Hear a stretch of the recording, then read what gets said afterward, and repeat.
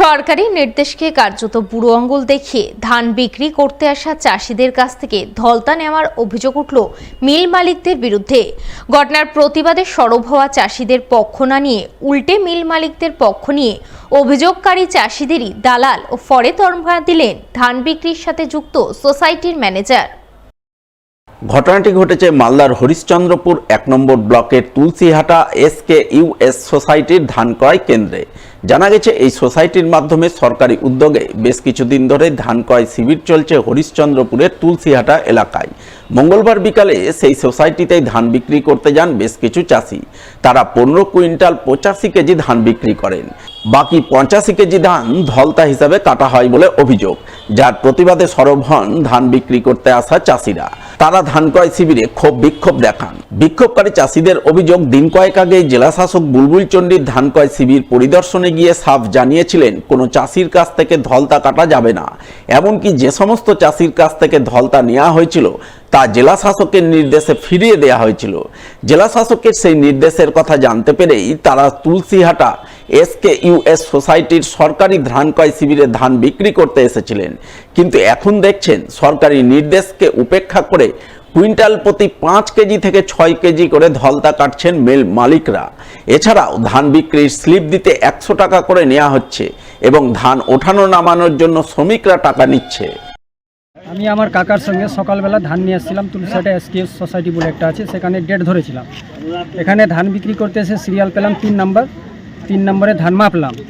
মাপার পরে উনি যে রুলস আছে ওনার বোমা মারলো, বোমা মেরে মিল পাস ধান ওই তোলার পরে সমস্ত ধান মাপার পরে দেখলাম যে ১৫ কুইন্টাল ৮৫ কেজি ধান মাপলো উনি। মাপার পরে আমাকে ১৫ কুইন্টালের স্লিপ দিল কাকাকে। আমি বললাম যে এটা ৮৫ কেজি কোথায় গেল? বলছে এটা সবাই দিচ্ছে, তোমাকেও দিতে হবে ধলতা, নাহলে ধান তোলা যাবে না, বুঝলেন। তারপরে আমি বললাম ৮৫ কেজি কিসের জন্য? গভর্নমেন্ট তো আমি কিছুদিন আগে বুলবুল চণ্ডী না হবিবপুরে DM সাহেব স্বয়ং নিজে ধান রিটার্ন দিয়েছেন ধলতাটা।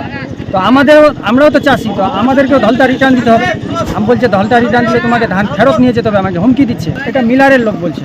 তারপরে এই স্লিপটা যখন দিচ্ছে, স্লিপটাতে ১০০ টাকা চাইছে মিলারের লোক। বলছে এই স্লিপ ১০০ টাকা না দিলে তোমাকে দিব না। তারপরে যারা কাটা করে উপরে উঠাচ্ছে ওরা ১০০ টাকা চাইছে। অবিলম্বে এইসব সোসাইটিকে বন্ধ করা উচিত সরকারকে। সরকার দিচ্ছে চাষিদের ফ্যাসিলিটি, কিন্তু এরা সরকারের ফায়দা লুটছে। এরা কত ধান দিলেন? ১৫ কুইন্টাল দিলাম না, কত নিল আপনার কাছ থেকে? ৮৫ কিলো। তো দাম কত পেলেন? ১৫ কুইন্টাল। তো আপনি তো দিলেন ১৫ কুইন্টাল ৮৫ কেজি। ৮৫ কেজির দাম কি হলো? ডালি কারা ধান টান নিল? মিল মালিক। কি বলছে মিল মালিক? কি দেখে ধান টান নিচ্ছে ওরা? ৫ কিলো করে কুইন্টালে নিবে। মানে এটা কি সরকারি নিয়মে বলছে ওরা? আপনি কি ঢালটা দিয়ে দিয়েছেন? হ্যাঁ, দিয়ে দিয়েছি।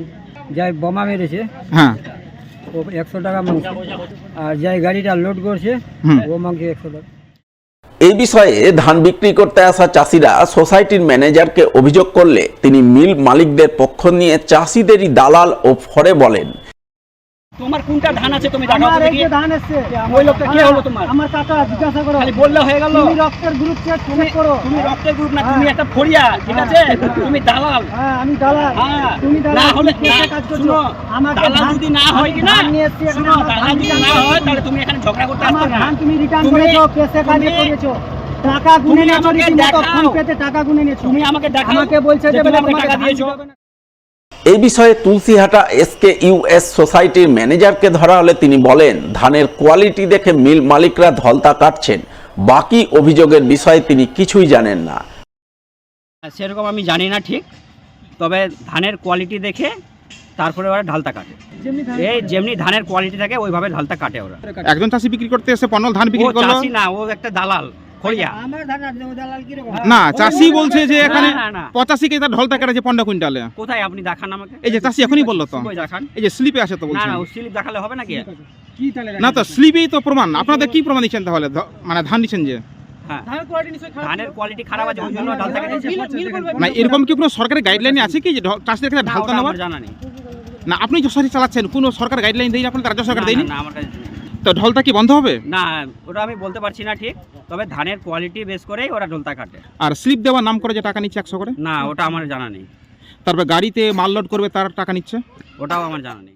বাংলার আবাস যোজনার সমীক্ষা চালাতে গিয়ে বঞ্চিত উপভোক্তাদের ক্ষোভের মুখে পড়লেন জয়েন্ট বিডিওর গাড়ি থামিয়ে তার কাছে আবাস তালিকার নাম না আসার কারণে রীতিমতো একরাশ ক্ষোভ প্রকাশ করলেন বঞ্চিত উপভোক্তারা। ঘটনাটি ঘটেছে মালদার চাঁচল 1 নম্বর ব্লকের চণ্ডীগাছি গ্রামে। জানা গেছে এদিন ওই এলাকায় আবাস যোজনার সমীক্ষা করতে যান চাঁচল 1 নম্বর ব্লকের জয়েন্ট বিডিও, কিন্তু তিনি বঞ্চিতদের বাড়ি না দেখেই তাদের অভিযোগ না শুনেই গাড়ি চেপে এলাকা ছাড়ছিলেন বলে খবর। আর ঠিক তখনই বঞ্চিত উপভোক্তারা তার গাড়ি থামিয়ে তার বিরুদ্ধে একরাশ ক্ষোভ প্রকাশ করেন।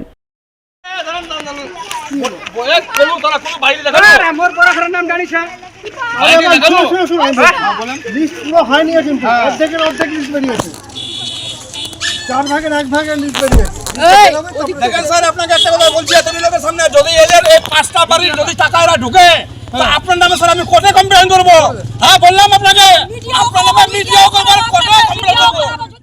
ঘটনায় চণ্ডীগাছি গ্রামের বঞ্চিত উপভোক্তাদের অভিযোগ, তাদের কাঁচা বাড়ি থাকা সত্ত্বেও আবাস তালিকায় নাম আসেনি, তালিকা থেকে নাম কাটা পড়েছে, অথচ যাদের পাকা বাড়ি আছে তাদের তালিকায় নাম এসেছে।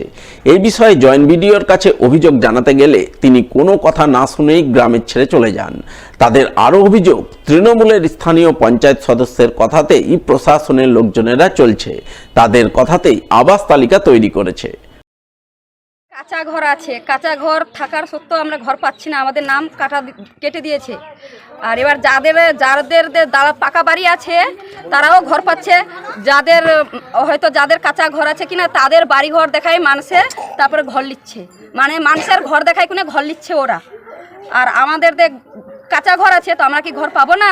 আমাদের কেন নামটা কাটা হলো? সার্ভে করতে এসেছিল, সবার নাম এখান থেকে নিয়ে গেছে, কিন্তু এখানেই করেছে, এদের চিলাগুলো আছে আর এদের নাম্বার আছে, তারাই নামটা কেটেছে। জয়েন্ট বিডিওকে কালকে বলেছি যে যাদের নিজের ঘর নাই, এটা আমরা ওদের যেটা ঘর আছে সেটা আমরা ঘর দেখাই দিচ্ছি, আপনারা চলেন। আমাদের কোনো কথা শুনলো না, ওরা ঘর দেখলো না, ওরা অন্যজনের ঘর দেখে দেখে চলে গেলো। এবার যাদের পাক্কা ঘর আছে তাদেরও বাড়িগুলোতে নিয়ে যাচ্ছে, ওরা যাবে না।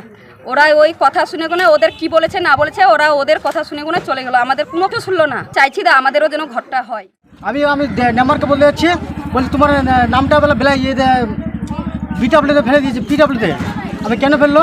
সবাই ইনকোয়ারি করে সব কিছু দিয়ে গেলো, এখন নামটা আমার কেন পিছিয়ে পড়ে গেল? কারণটা কি? যে বলে 3 মাস পর 5 মাস পর খারাপ বলছে, ঘুরে ফেরো বছর ফেরো, কেন?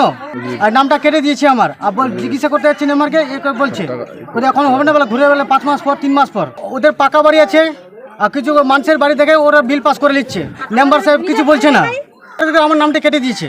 পাকা বাড়িটা আমার যেন হয়, ভিডিও সব নিজে আসে, এডিও নিজে দেখে যাও, ইনকোয়ারি করে দেখে যাও। এই বিষয়ে তৃণমূলের স্থানীয় পঞ্চায়েত সদস্য অচিন দাসকে ধরা হলে তিনি বলেন, আবাস তালিকা তৈরিতে তার কোনো হাত নেই, প্রশাসনের লোকজনেরাই আবাস তালিকা তৈরি করেছেন। সার্ভে তো আমরা করছি না, সার্ভে এটা করছে বিডিও অফিসের তত্ত্বাবধানে, সেটা তো মেম্বারের কোনো ভূমিকা নেই ওখানে। বিডিও স্যাররা বলবে যে কখন পাবে না পাবে, সেটা তো আমরা আর বলতে পারছি না। কিছুগুলো 2-1জনের সেন্সের নাম লিস্টে নাম আসেনি, ওরাই কী করছে, ওরা আক্রোশবশত এগুলো কাজ করছে, কিন্তু অনেকজনের নামই এই সেন্সনে এসছে, ওরা পাবে ঘর। আর সেটা তো আমাদের ভূমিকা কিছু নেই, পঞ্চায়েত মেম্বারের কি ভূমিকা আছে? কেন্দ্রীয় সরকার আগামী 5 বছরের জন্য বিভিন্ন নীতি নির্ধারণে টেলিকম ও স্বাস্থ্য বিষয়ে সার্ভে অর্থাৎ সমীক্ষা করতে চলেছে আগামী বছরে। তাই সার্ভে শুরুর প্রাক্কালে সেই সার্ভে সংক্রান্ত বিষয়ে বুধবার এক বৈঠক হয়ে গেল মালদায়।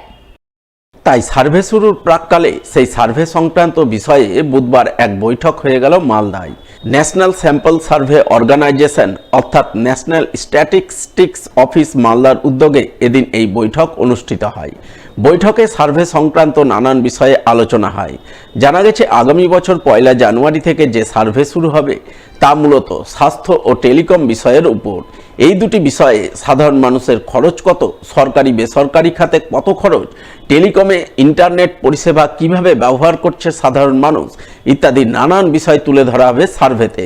এবং সেই সার্ভের রিপোর্টের ভিত্তিতেই আগামী দিনে কেন্দ্রীয় সরকার বিভিন্ন পরিকল্পনা গ্রহণ করবে বলে খবর। ন্যাশনাল স্যাম্পল সার্ভে অর্গানাইজেশন ভারতবর্ষের সবচেয়ে বড় স্যাম্পল সার্ভে সংস্থা, কেন্দ্রীয় সরকারের। এখন এটা ন্যাশনাল স্ট্যাটিস্টিক্যাল অফিস হিসেবে কাজ করছে। এর কাজ মূলত আমাদের যে 5 ইয়ার প্ল্যান হয়, গভর্নমেন্টের যেসব পলিসি হয়, তার জন্য কি ফ্যাক্টরগুলো জোগাড় করা as per recommendation for expert people. এবার এই বছরে আমাদের 80 রাউন্ড চলছে। এর আগে আমাদের 79টা রাউন্ড অলরেডি হয়ে গেছে। এই 80তম রাউন্ডে আমাদের বিষয় হচ্ছে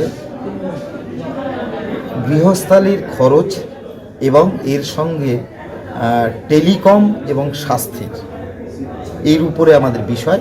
হেলথের উপরে এবার যে মাত্র 6 মাসের একটা সার্ভে হচ্ছে, এই সার্ভের কি ইন্ডিকেটর বেরোবে যে হেলথ ফ্যাসিলিটিস ইন ইন্ডিয়া, ভারতবর্ষে স্বাস্থ্য পরিষেবা মানুষ কতটা পাচ্ছে।